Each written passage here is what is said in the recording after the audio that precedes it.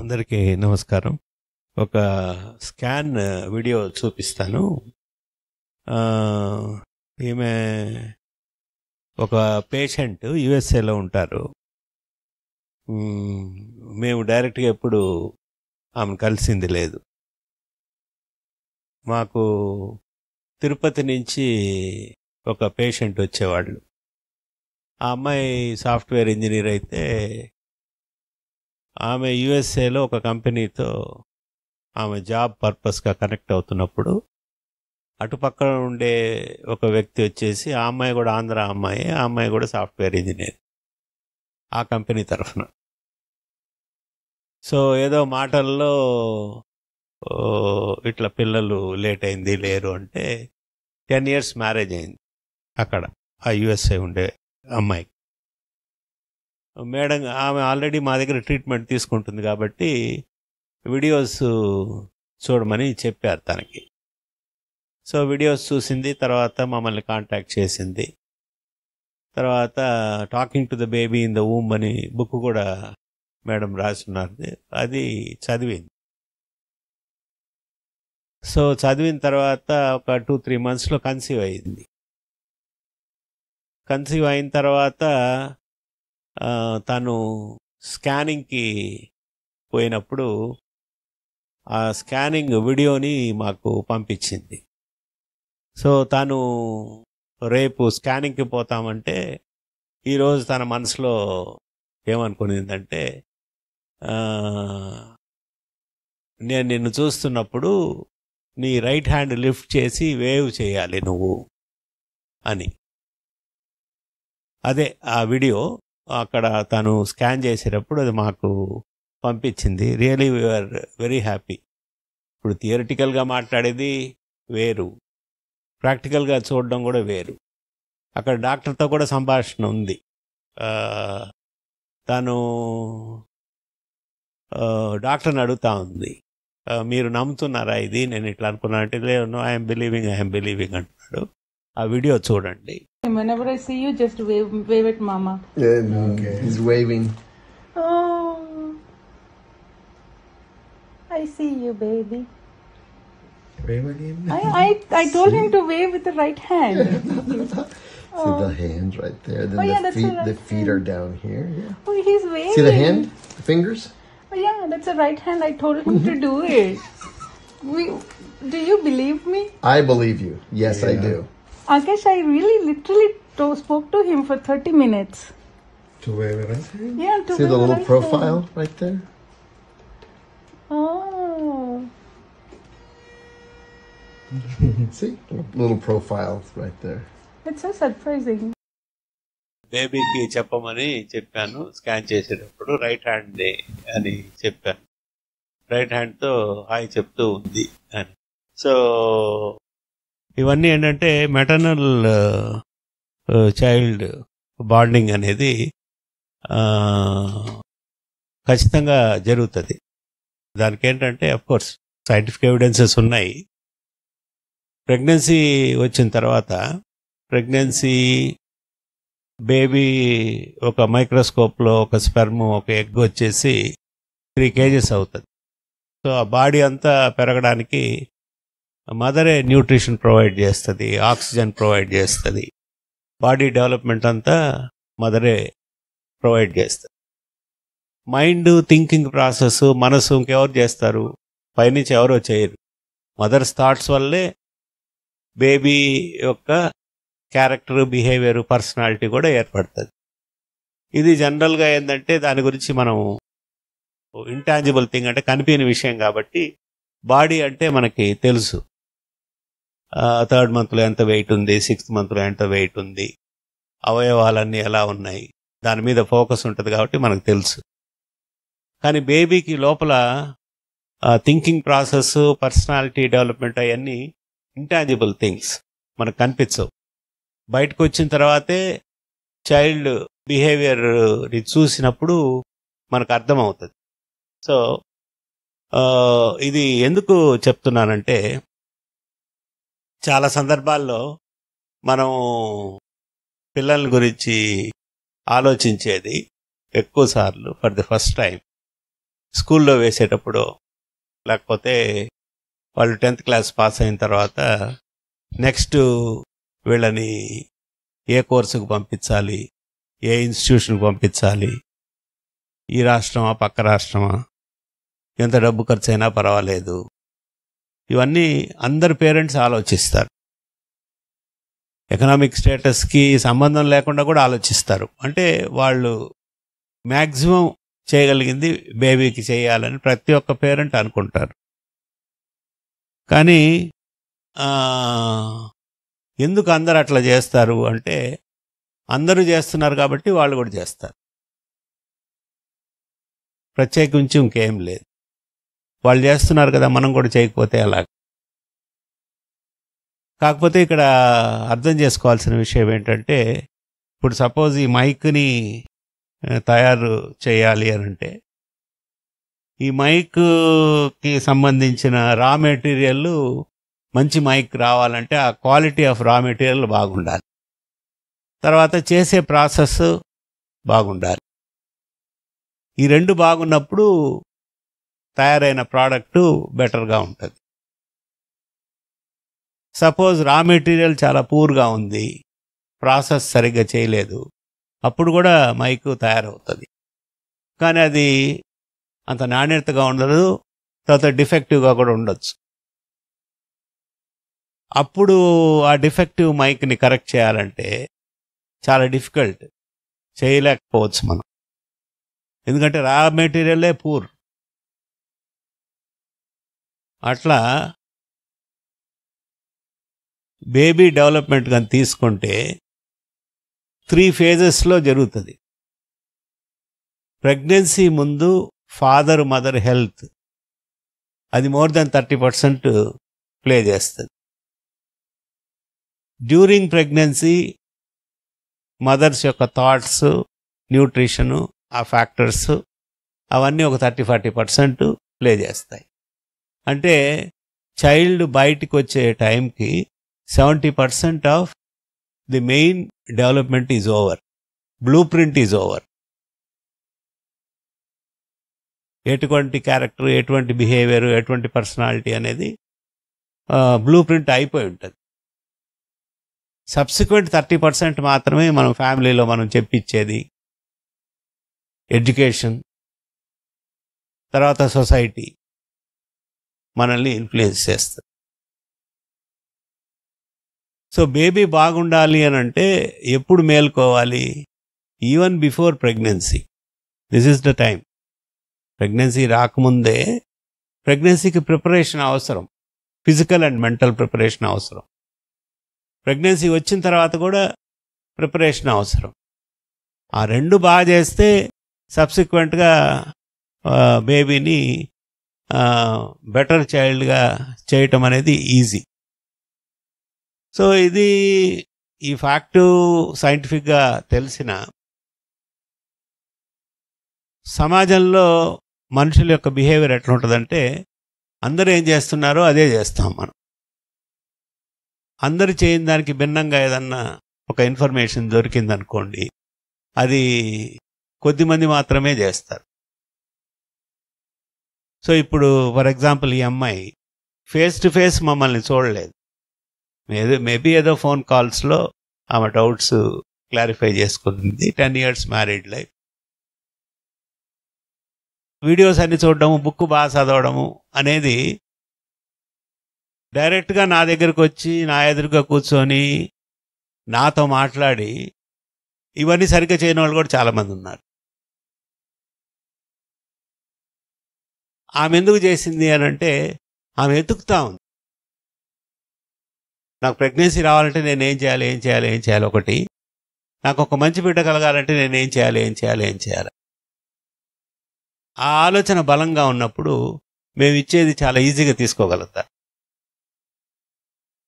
అది బలంగా లేదనుకోండి, మనం ఇచ్చే ఇన్ఫర్మేషన్ అది పార్షియల్గానే యూటిలైజ్ చేసుకుంటారు. సో ఇది గత 25 yearsగా జరుగుతానే ఉంది. 25 yearsగా ఇవన్నీ చెప్తానే ఉన్నాం. Marginal improvement. ఇప్పుడు కొంతమంది ఆ ఇన్ఫర్మేషన్ని యూటిలైజ్ చేసుకుంటున్నారు. మేబీ ఇంకా ఎన్ని సంవత్సరాలు పడుతుందో అందరూ దీన్ని బాగా ఉపయోగించుకోవడానికి. ఎందుకంటే హ్యూమన్ బిహేవియర్ బేసిక్గా ఎట్లా ఉంటుందంటే అందరూ ఏది చేస్తే అది కాపీ చేస్తారు. ప్రతి ఒక్క విషయము ఇట్స్ ఎ కాపీ. ఇప్పుడు మనం బట్టలు వేసుకునేది చూడండి, పాత సినిమాల్లో హీరో డ్రెస్సింగ్ స్టైల్ ఎట్లా ఉంటుందంటే అప్పటికి అప్రాప్రియేట్గా ఉంటుంది. ఒక 10 years బ్యాక్ ఎలా డ్రెస్ చేస్తున్నారంటే అప్పటికి అప్రాప్రియేట్గా ఉంటుంది. పాత సినిమాల్లాగా 10 ఏళ్ల ముందు ఎందుకు వేసుకోరు అని అంటే అందరూ ఆ టైంలో అట్లా వేసుకోవటం లేదు కాబట్టి చేయదు. సో మనం మనిషి అనేవాళ్ళు ఆల్వేస్ అనుకరించడానికి ట్రై చేస్తాడు మెజారిటీ. బట్ ఒరిజినల్గా కూడా థింక్ చేయాలి. ఏదైనా ఫ్యాక్ట్స్ చెప్పినప్పుడు 3 రకాలు ఉంటారు మనుషులు. దాంట్లో ఇప్పుడు ఈ అమ్మాయి ఎదుగుతూ ఉంది, రిక్వైర్మెంట్ ఉంది, ఇన్ఫర్మేషన్ ఎక్కడ దొరుకుతుంది, నేను ఈ ప్రాబ్లం నుంచి ఎలా బయటికి రావాలి, మంచి బిడ్డను ఎట్లా తీసుకోవాలి అనే ఆ తపన పూర్తిగా ఉంది. కాబట్టి ఏదో ఒక ఇన్ఫర్మేషన్ దొరికినప్పుడు ఆమె ఎదుగుతుండే దానికి మ్యాచ్ అయినప్పుడు బాగా యూజ్ చేసుకుంది. ఇంకొక 30-40% ఎట్లా ఉంటారంటే న్యూట్రల్గా ఉంటారు. ఒక కొత్త విషయం తెలుసుకున్నప్పుడు సరే చేసి చూద్దాం,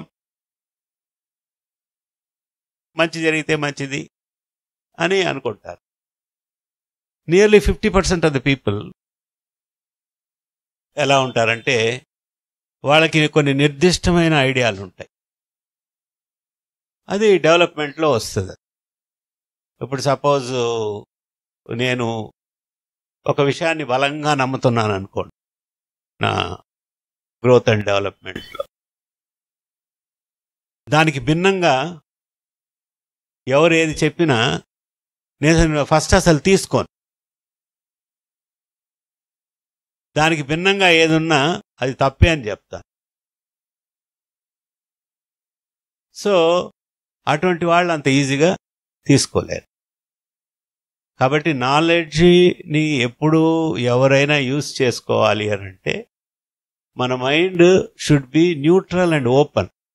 suppose I give a statement, మామిడి పండు తీపిగా ఉంటుందని నేను చెప్తాను అనుకోండి. లేదు నాకు చేదుగా ఉంటుంది అని నాకెందుకో ఒక ఆలోచన ఎవరో చెప్పారనుకోండి. బెస్ట్ వే ఏంటి, నేను కూడా తింటే నా ఎక్స్పీరియన్స్ తెలుస్తుంది, అది తీపా కాదా. కాదు అంటే ఓకే నువ్వు చెప్పింది తప్పయ్యా, అది చేదుగా ఉంటుంది అని చెప్పొచ్చు. ఈ 50% వర్గం ఏంటంటే తన ఆలోచన ఏది ఉందో దానికి అగెయిన్స్ట్గా they don't even try, they don't even experience. అది ఒక అన్ఫార్చునేట్ ఆస్పెక్ట్. కాకపోతే హ్యూమన్ డెవలప్మెంట్లో అది ఉంటుంది, మనం ఏమీ చేయలేం. సో ఎవరైతే ఒక ఫ్యాక్ట్ లేకపోతే ఒక విషయము కొత్త విషయము తెలిసినప్పుడు వాళ్ళకై వాళ్ళు ప్రయత్నం చేసి నమ్మి దీంట్లో ఏముంది, ఇది నిజంగా పనిచేస్తుందా,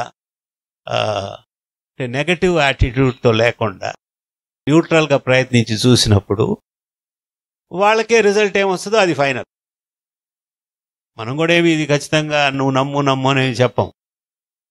నువ్వు చేసి చూడు, నీకేమనిపిస్తుందో దాని ప్రకారం నువ్వు కంక్లూషన్స్ తీసుకోమని చెప్తాం. సో అది ఒక గ్రూప్ దగ్గర అది ఉండదు. What happens with education, education యొక్క అడ్వాంటేజెస్ చాలా ఉన్నాయి, డిసడ్వాంటేజెస్ కూడా చాలా ఉన్నాయి. ఎడ్యుకేషన్తో మెయిన్ ప్రాబ్లం ఏంటంటే నీకు తెలిసింది తప్పితే అదర్ థింగ్ ఎగ్జిస్ట్ అవుతుంది అనే ఇది కూడా మనం బిలీవ్ చేయము. ఏదైతే లాజిక్కి వాళ్ళ లాజిక్కి దగ్గరగా లేదో దాన్ని బిలీవ్ చేయం. ఎడ్యుకేషన్ అడ్వాంటేజెస్ చెప్పి డిసడ్వాంటేజెస్ అని అన్నాను కదా. It may be surprising for you,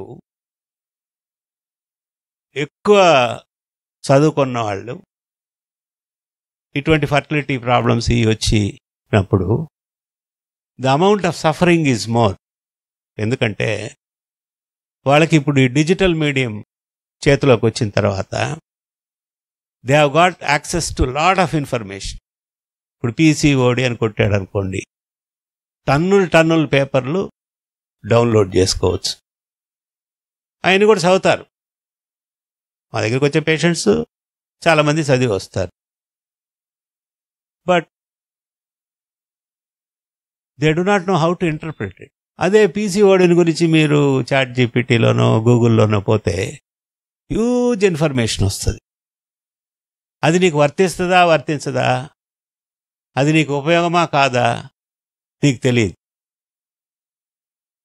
తెలియనప్పుడు ఏమవుతుందంటే ఖయాస్, మిస్ఇంటర్ప్రిటేషన్ ఎక్కువ చేసుకుంటాం. అవును చూడు ఇట్లుంది కాంప్లికేషన్స్, ఇది రావచ్చు అది రావచ్చు. ఇప్పుడు ఒక్కొక్క పర్టికులర్ డ్రగ్ ఉంటుంది అనుకోండి, దానికి 100 సైడ్ ఎఫెక్ట్స్ ఉంటాయి. బట్ ట్రీటింగ్ ఫిజిషియన్కి తెలుసు హౌ కామన్ ఇట్ ఈజ్ అని. అందువల్ల ఏంటంటే మనం చదువుకున్న నాలెడ్జ్ని మన డెట్రిమెంట్కే యూజ్ చేసుకుంటున్నాం. అది చేయొద్దు అని చెప్పినా చేయకుండా ఉండలేరు.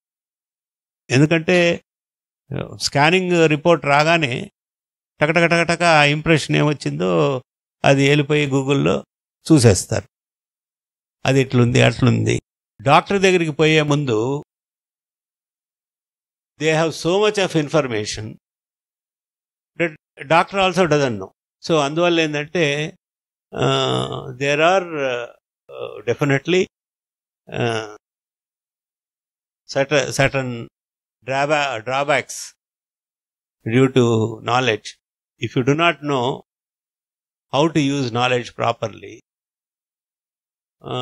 అది చాలా సీరియస్ ప్రాబ్లము క్రియేట్ చేస్తుంది. అది ఈ ఈరాలో చాలా ఎక్కువ. ఎందుకంటే ఎక్కువ మంది చదువుకున్నారు, ఎక్కువ మంది access for computers, access for digital information. But unfortunate thing is they do not know how to interpret it. మనం ఎంత చూసినా ఇప్పుడు కంప్యూటర్ ఎలా తయారు చేయాలి అని ఒక పోయి కొడితే వస్తుంది. నేను చేయలేను కదా, నేను అనుకుంటే ఎట్లా? గూగుల్లోనో ఒక దగ్గర పోయి కంప్యూటర్ని ఎలా తయారు చేయాలి అనేది నేను చదువుకొని నేను చేసుకోగలను అనుకుంటే అది ఫూలిష్నెస్. ఇన్ఫర్మేషన్ అంతా ఉంటుంది, చేసేవాడికే తెలుస్తుంది ఎట్లా చేయాలని. సో కాబట్టి సైన్స్ అడ్వాన్స్ అయ్యే కొద్దీ కూడా మనకి డిఫరెంట్ చేంజెస్ వస్తున్నప్పుడు డిఫరెంట్ కొత్త ప్రాబ్లమ్స్ వస్తాయి. More of knowledge explosion, information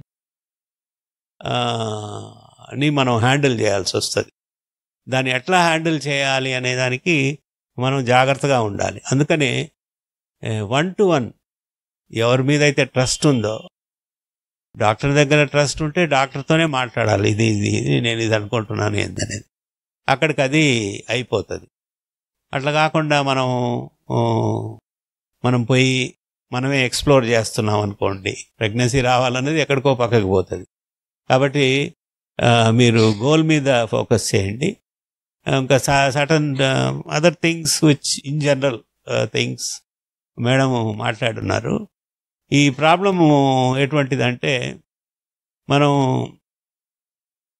పిల్లలు లేట్ అయింది అనగానే ఎక్కువ శరీరానికి సంబంధించిన ప్రాబ్లం అనుకుంటాము. అది it's only partially true. Mind is also affected definitely.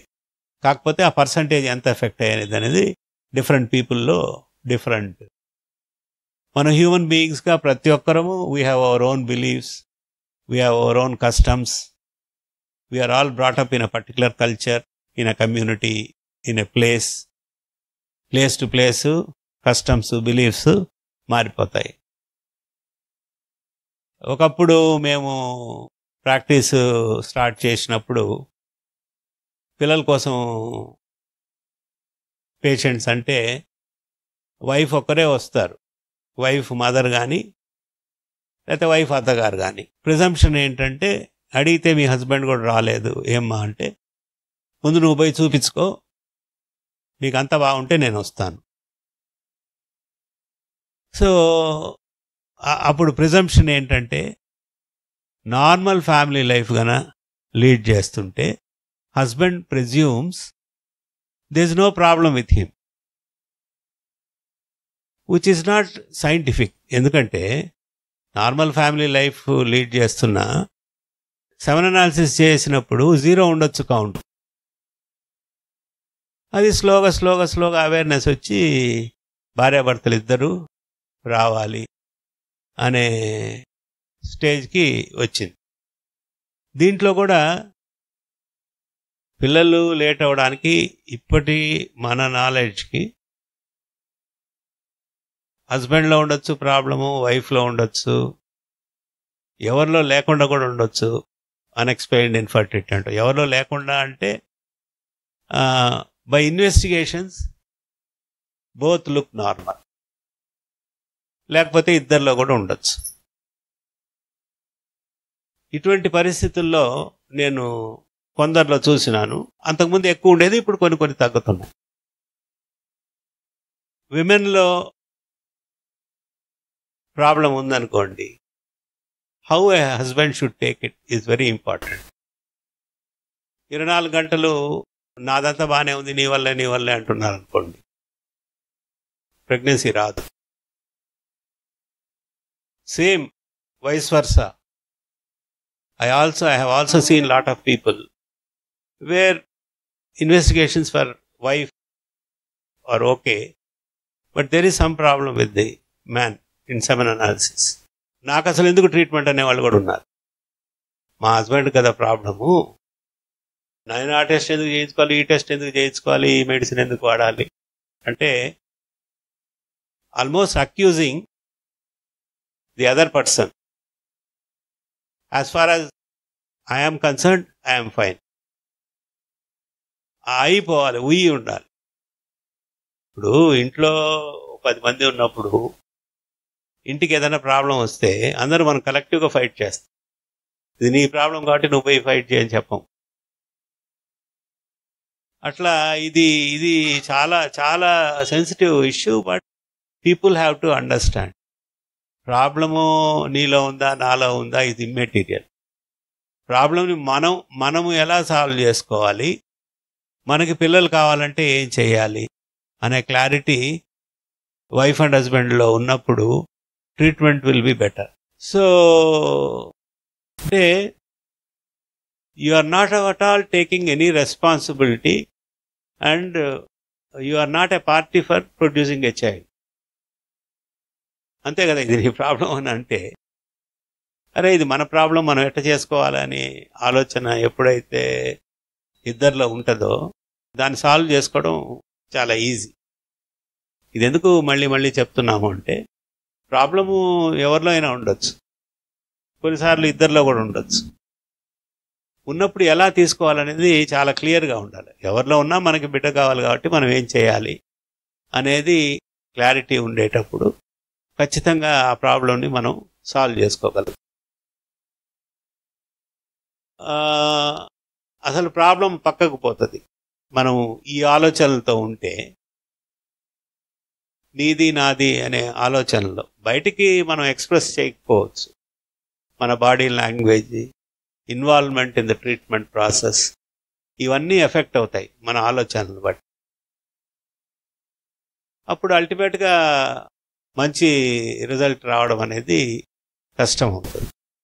So ఇప్పుడు ఇంతసేపు మాట్లాడిన డిస్కషన్లో మీరు ఇప్పుడు ఏ ఫేజ్లో ఉన్నారంటే, మంచి బిడ్డ కావాలంటే దానికి ప్రిపరేషన్ కోసము నువ్వు డైట్ చేయాలి, నువ్వు వాకింగ్ చేయాలి, నువ్వు మెడిటేషన్ చేయాలి.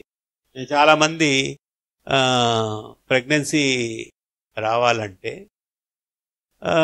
టెస్టులు చేయాలి, ప్రాబ్లం ఉంటే కనుక్కోవాలి, మెడికేషన్ కానీ సర్జరీ కానీ చేయాలి, దానికి సంబంధించింది చేయాలి అనేది ప్రిడామినెంట్గా అందరి మనసులో ఉంటుంది. కానీ నువ్వు ఎంత హెల్తీగా ఉన్నావో ఫిజికల్గా మెంటల్గా అది మాత్రమే ఇవ్వగలవు. బేబీ. నువ్వు 100%లో ఉంటే 100% పాస్ ఆన్ చేయగలవు, 50%లో ఉంటే 50% చేయగలవు. దానికి ప్రిపరేషన్ టైము ఈజ్ రిక్వైర్డ్. కానీ సొసైటీలో అంతా ఏంటంటే పెళ్లి చేసుకున్నారు, ఎప్పుడో పిల్లలు పుట్టారు అనుకుంటున్నారు, కాబట్టి దాని గురించి ఎవరు పట్టించుకోరు. కానీ ప్రెగ్నెన్సీకి పోవాలనుకునే ముందు నుంచి, పెళ్ళైనప్పటి నుంచి they should be well prepared physically and mentally. So physical preparation depends upon నువ్వు తీసుకునే diet, physical activity. Mental preparation, ఈ మెడిటేషన్, ఇవన్నీ చేయటం వల్ల ఆ పార్ట్ మనం ఇప్పుడు అల్టిమేట్లీ ఎంబ్రియో అనేది ఒక స్పెర్మ్ ఒక ఎగ్తో ఫామ్ అవుతుంది. Quality of sperm is poor, quality of egg is also poor అనుకోండి. You cannot expect a great embryo to come. So ఆ quality of sperm, quality of egg బాగుండాలి అని అంటే ముందు మనం హెల్తీగా ఉండాలి.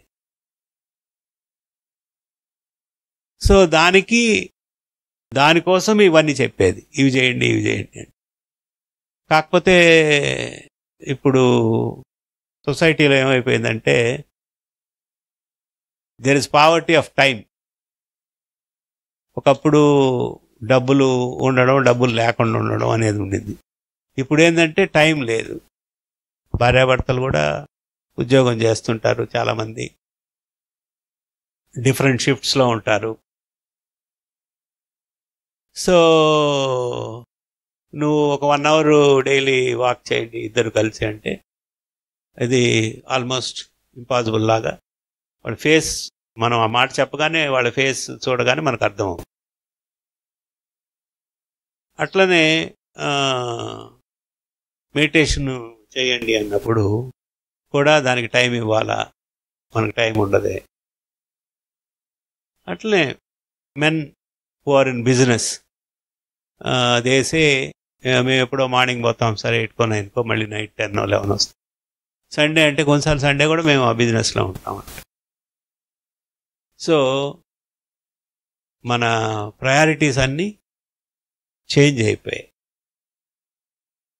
Especially what I see in the younger generation, sexual life is also very much affected. ఎందుకంటే both wife and husband are physically and mentally tired. Especially ఇద్దరు ఉద్యోగాలు చేసేవాళ్ళు, దే కీప్ రన్నింగ్. అంటే హౌస్ మేనేజ్ చేయాలి, ఉద్యోగం మేనేజ్ చేయాలి, abnormal టైమింగ్స్లో work చేయాలి. So much so what happens is you get physically drained, you get mentally drained. Sperm, egg అసలు మీట్ కాకపోతే ఒక ప్రెగ్నెన్సీ ఎట్లా వస్తుంది? ఫ్రీక్వెన్సీ ఆఫ్ సెక్షువల్ యాక్టివిటీ రీజనబుల్గా లేకపోతే ప్రెగ్నెన్సీ ఎట్లా వస్తుంది? కానీ దీనికంతా సొల్యూషన్స్ ఇండివిజువల్గా ఎవరికి వాళ్ళు ఆలోచించి వాళ్ళకి టాప్ ప్రయారిటీ ఏందని వాళ్ళు నిర్ణయించుకొని చేయాల్సిందే. ఇంక పోయే కొద్దీ నేను అనుకోవడం బ్యాడ్ టు వర్సే అవుతుంది. ఎందుకంటే టైం లేదు. షిఫ్ట్ అడగగానే నేను మధ్యాహ్నం 3 నుంచి నైట్ 12 దాకా అని ఒకరు చెప్తారు, మార్నింగ్ 9 నుంచి 6 దాకా ఇంకోరు షిఫ్ట్ చెప్తారు. ఇంక వాళ్ళు ఎప్పుడు మాట్లాడుకునేదానికే కనీసం నడవండి అంటాం. సో నడిచేదానికి నైట్ లేట్గా పండుకుంటాం కాబట్టి మార్నింగ్ లేయలేమంటారు. సో ఫర్టిలిటీ అనేది it's going to be a big challenge because of changed socio economic factors plus our own thinking process. పాతకాలంలో అయితే only few women were employed, they were at home, husband was working. అప్పుడు కూడా ఇన్ని షిఫ్ట్లు, ఇన్ని పరిస్థితులు లేదు. There was time for them to be together, to talk, to produce a child. So that time has become a premium. Kabatti ఇవన్నీ మనం కేవలం ఇక్కడికి వచ్చాము, ఏం టెస్ట్లు, ఏం ప్రాబ్లము, నాకు ఎప్పుడు వస్తుందో కాదు. ఈ ఫ్యాక్టర్స్ అన్ని కూడా చాలా మేజర్ రోల్ ప్లే చేస్తాయి ప్రెగ్నెన్సీలో. సో వైఫ్ అండ్ హస్బెండ్ మధ్య understanding, physical and mental togetherness ఎంత బెటర్గా ఉంటే ప్రెగ్నెన్సీ అంత బెటర్. కాకపోతే ఇప్పుడు ఏంటంటే టెక్నాలజీ వచ్చిన తర్వాత we try to manage things or bypass certain things by using technology. IVF, ICSI, ivanni. Technology you can buy with money, but it has limitations. Ultimately your body has to work. So no technology will give a guarantee of 100%. So ఈ understanding అంతా రావాలంటే కూడా ఈ social pressures,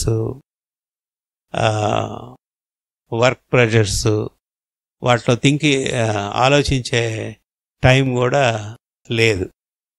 so అందువల్ల ఏంటంటే pregnancy కోసం మీరు ప్రయత్నించే వాళ్ళందరూ వైఫ్ అండ్ హస్బెండ్ కూర్చొని ఈ విషయాలన్నీ కూడా చర్చించుకొని మనం ఎట్లా చేస్తే బాగుంటుంది అనుకున్నప్పుడు ఈ ట్రీట్మెంట్ వల్ల ఎక్కువ హెల్ప్ జరుగుతుంది.